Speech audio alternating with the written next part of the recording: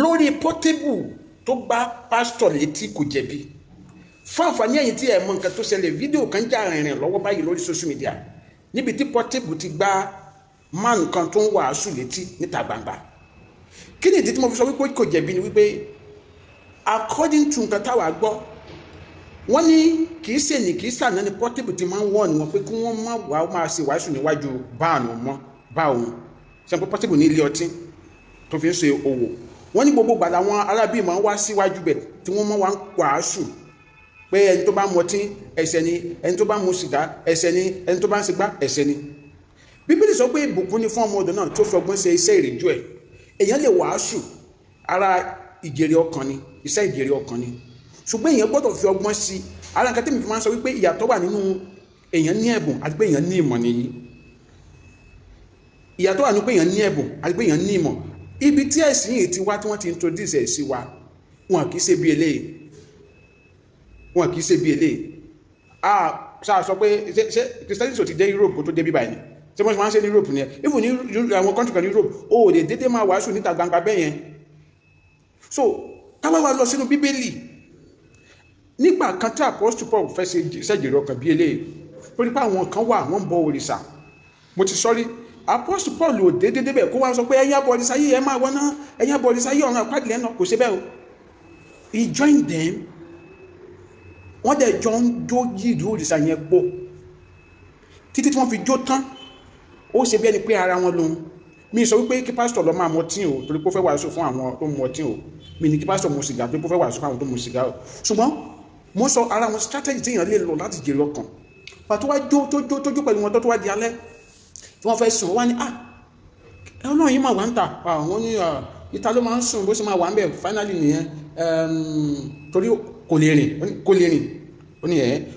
Ó ní òun tẹ̀lé lẹ́ẹ̀kan pé gbogbo àwọn ṣe ń jó tó kò máa lè sọ kò tẹ̀ sọ̀rọ̀ sáwọn, kò tẹ̀ gbápá, kò sí nǹkan, kò fáwọn ní mẹ́sẹ̀jì kankan ní ó kàn dẹ́nu ni kò lè sọ̀rọ̀, apá tó rí yẹn kò lè gbé. Wọ́n ní àmọ́ òun wá ní Ọlọ́run kan o tó nẹ́nu tó lè sọ̀rọ̀, tó lójú tó lè rí, tó kódà ó tún lajú afọ́jú, ó ń sí etí adití. Wọ́n ní níbo lọ́rọ̀ yẹn wà, so possible sá.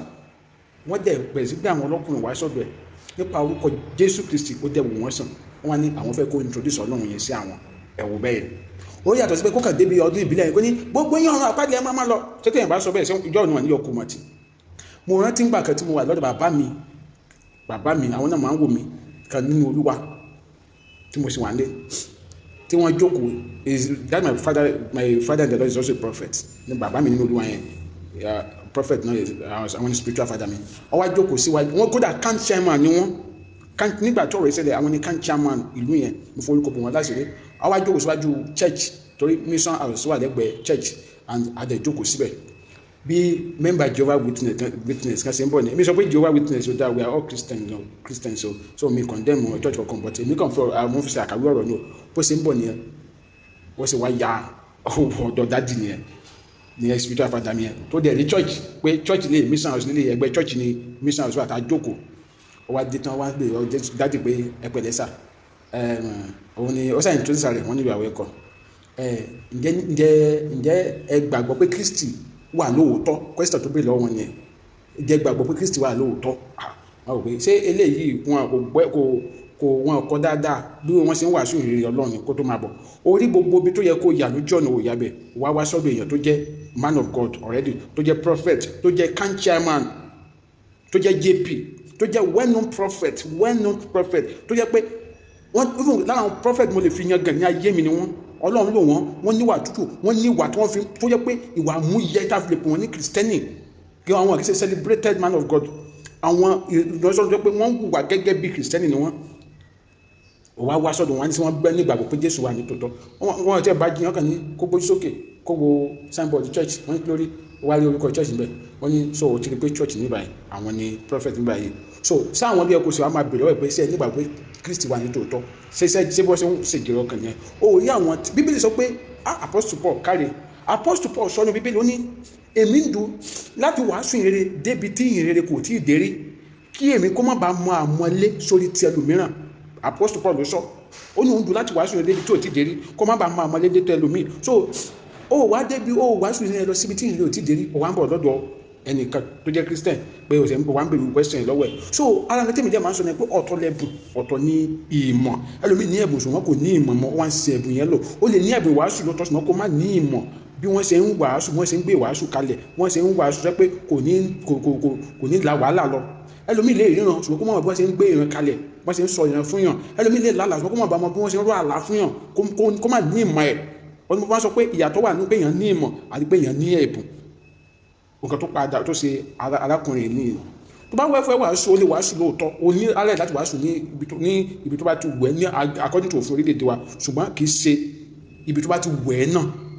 Àwọn ibì kan wà tó pé ò ti lè wàásù tó pé àwọn náà ní right tí wọ́n bó ṣe ní right tẹ̀ fún àpẹẹrẹ kó wá lọ síwájú mọ́sálásí báyìí kó lọ máa wàásù pé gbogbo ẹ̀yin tẹ́ wà ní mọ́sálásí yìí tẹ́ bá ti gba Kristi nǹkan báyìí ló máa ṣẹlẹ̀ sí ṣẹ̀mkóró ẹni bẹ́ẹ̀ ti kọjá ààyè ẹ̀ ọ̀ kó wá lọ bó ṣe lọ sí ibi tẹ́ni tó mu ọtí yẹn ó ní right tẹ̀ ó ní human right tẹ̀ gẹ́gẹ́ bí citizen orílẹ̀-èdè wa láti ṣe fàájì ẹ̀ níbi tó ti ṣe yẹn so you don't have the right láti lọ síbẹ̀ kó dẹ̀ máa condemn ẹ̀. Number one òun bà business oní business jẹ́. Number two òun disturb òun constitute nuisance níbẹ̀ yẹn ni.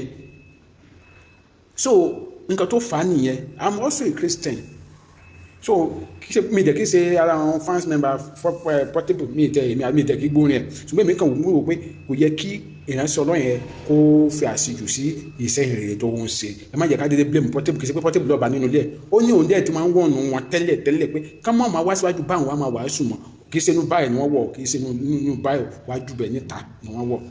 So ó sì wá jẹ́ pé wíwájú bẹ̀ gẹ́gẹ́ tó máa ń wá ń wàásù yẹn ni wọ́n ti máa ń wá ń wàásù yẹn every time definitely target wọn ni àwọn tó wá ń mọ ọtí níbẹ̀. Àwọn ibi tí ayé ń lọ nísìn àwọn ibi kan tẹ wà táwa dé láwọn orílẹ̀-èdè kan táwọn Christian tó wà bẹ́ẹ̀ sọ wípé tó yẹ pé ọ̀rọ̀ tí tọ́pìkì mi lọ́rọ̀ tí nínú ọ̀rọ̀ Christianity tọ́pìkì mi nìjọ́ pé ó kọjá pé kí ìránṣẹ́ Ọlọ́run kankan jáde pé gbogbo ẹni tẹ́ bá ti mọ tí ẹ máa wọnú ná kí ni yẹn deep gan lórí ọ̀rọ̀ tọ́pìkì ọtí pọ̀ kí sọ̀rọ̀ ìní torí kó má bàa gbé àwọn ní bí àwọn support ọtí mímu ọ̀hún encourage yẹn láti máa mọ ọtí so mi ìdẹ̀lẹ̀ sọ pé kéèyàn mọ ọtí mi ló kéèyàn má mọ ọtí so torí tọ́pìkì yẹn ó deep gan tá a bá fẹ́ treat ẹ̀ so ó jẹ́ nǹkan tí mi máa sọ. Adoamade lórúkọ mi ẹ bá mi share video yìí ẹ má jẹ́ gbàgbé láti subscribe sí YouTube channel mi Adoamade TV.